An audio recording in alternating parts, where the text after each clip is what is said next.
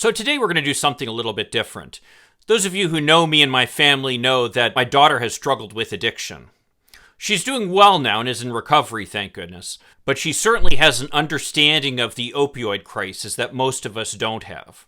Recently, she put together a presentation about the opioid crisis and what's going on with it, and I think she has some valuable information to share with all of us.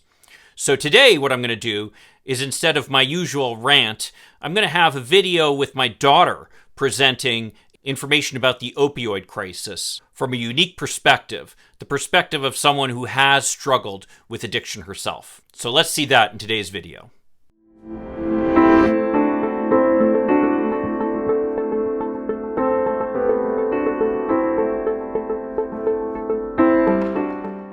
Take a moment and think of the city of Dearborn and its 94,000 residents.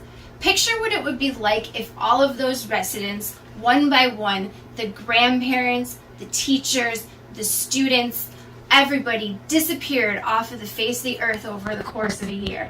Now, this sounds extreme. However, this is the reality for communities across the nation. As a certified peer recovery coach working in the treatment and addiction industry, I see death from opiate overdoses at an extraordinary rate. However, I'm not alone. This is an issue that is sweeping our nation, affecting all demographics of people. However, there are solutions that us as a community collectively can take together to help save lives. But before I get into how do we fix this, I'm going to tell you what exactly it is that we're dealing with. Now, the most of this information is going to come from the World Health Organization, and they classify opiates as any synthetic or natural substance that binds to the opiate receptors of the brain.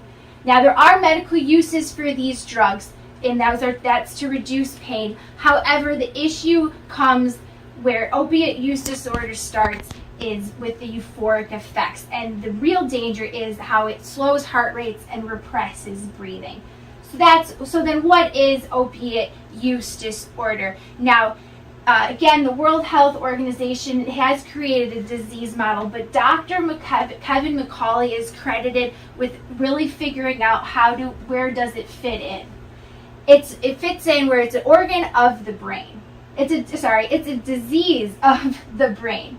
And its symptoms are a strong desire to use, impaired ability to control use, an increasing priority to use despite negative harm and consequences, and finally, when there's physical and psychological withdrawal when the drug is absent from the body.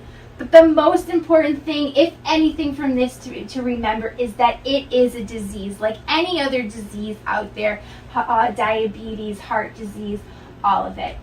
But why is there an epidemic now?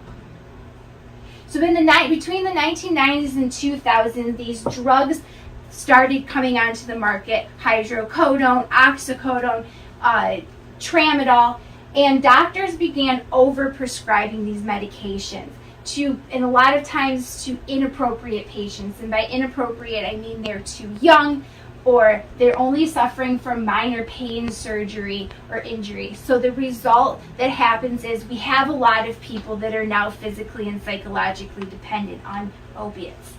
And as their tolerance builds, they require more drugs to get their effects, whether it be pain reduction or this euphoric high. So we got people turning to the streets to buy pills, or usually they result to buying heroin.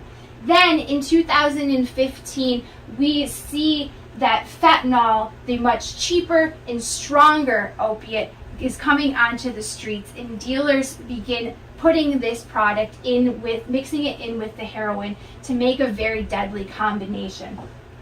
And you can see this in the number here. In 2015, suddenly there's a spike in fentanyl overdose deaths in comparison to oxycodone and with heroin. So who is affected? Now, to get back to that Dearborn analogy, it's 93,000 people lost their lives in 2020 to opiate overdose. That's a 30% increase compared to 2019. That is almost the population of Dearborn. And as we can see, there is use and deaths in both genders and across the age groups, but mostly the deaths are amongst the young people. And where? Every single 48 out of the 50 states saw an increase in deaths in 2020. And as you can see, the entire map is lit up. So this is a nationwide crisis. So when is it going to end? Well, it's going to end however long it takes us to keep breaking these barriers to change. And the number one barriers are stigma, lack of community prevention, and no knowledge or lack of resources in the community. So the best way to break down stigma is with awareness, increasing the knowledge that these disorders are not something that's taboo, that's not disgraceful. We need to talk about it. They are diseases, and everybody is susceptible to it. Passing along the information that that the dangers of being prescribed these opiate medications, and that there are alternative non-narcotic drugs out there. In terms of prevention, there is a life-saving drug called Narcan that will reverse opiate overdoses, and anyone can use this tool with training. There are trainings in the community, and I found it helpful to carry along Narcan with me. But finally, recovery. Knowing recovery is possible for those who are suffering. I, myself, right in front of you is the proof that recovery is possible. I am a person in long-term recovery. What that means to me is I was once dependent on opiate medication from being prescribed as a teenager, but now today I abstain from all drugs and alcohol. And I do work this program of recovery, professional, social, and community supports. And I did provide you, I could go on about that forever, but I did provide everyone with a handout of what those supports look like and where you can find them. So finally, to wrap up, this is ultimately about saving lives. And as we know, it can happen to anybody. It's happened to me. These are the personal people that I have lost. 10 people in the last 5 years. And like we said, it can happen to anyone. So we save lives from this epidemic through awareness, prevention, and recovery. Thank you for letting me share.